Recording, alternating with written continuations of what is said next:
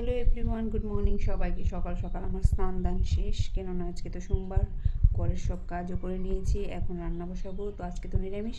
তো বাজারও এসে গেছে, কী কী রান্না করছি পরে শেয়ার করছি তোমাদের সাথে সবটাই। তো তোমরা আমার ব্লগটা দেখো।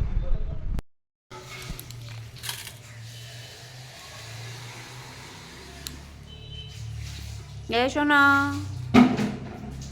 বাঁধাকপি কেটে নিয়েছি, এগুলি দিয়ে বাঁধাকপি সবজি করব, আর করব টমেটো দিয়ে চাটনি, আর করব বাঁধাকপির পকোড়া। আজকের মেনু বাস এতটুকুই। তো রান্নাগুলি শেয়ার করছি, তোমরা দেখতে থাকো। দিয়ে দিয়েছি তেল, দিয়ে এবার এগুলি একটু ভেজে নেব। তো একটু হলুদ আর লবণ দিয়ে ভেজে নেব। দিয়েছি কড়াইতে তেল, আর নিয়েছি তেজপাতা, শুকনো মরিচ আর পাঁচ ফোড়ন। আর আলুও ভাজা হয়ে গেছে। দিয়ে দেব কাঁচামরিচ আর আদা বাটা।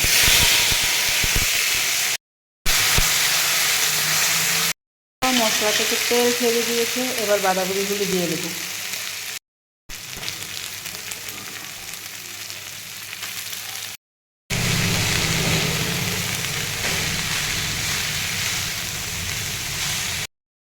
তো এখন একটু লবণ দিয়ে ঢাকা দিয়ে দেবো।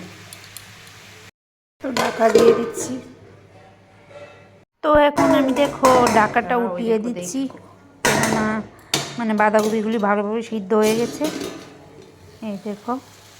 তো এখন আমি নাড়াচাড়া করে এর মধ্যে ভাজা আলু আর গাজরটা দিয়ে দিলাম।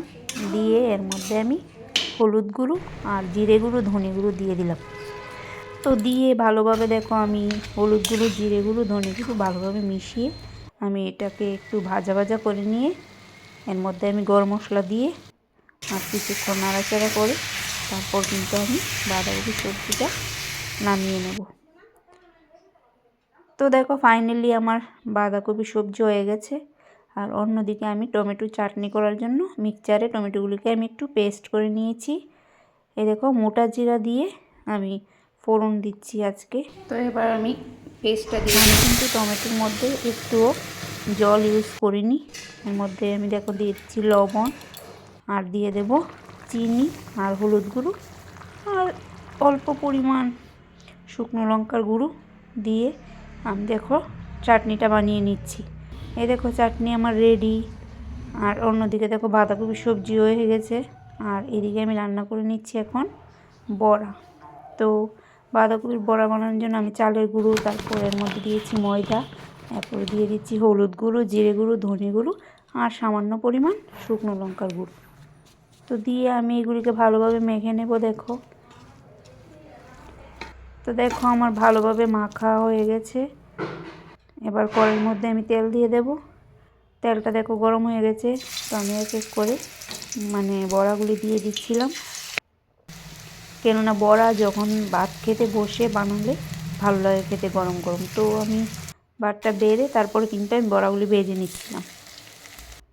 তো ফাইনালি দেখো আমার বড়া রেডি হয়ে গেছে।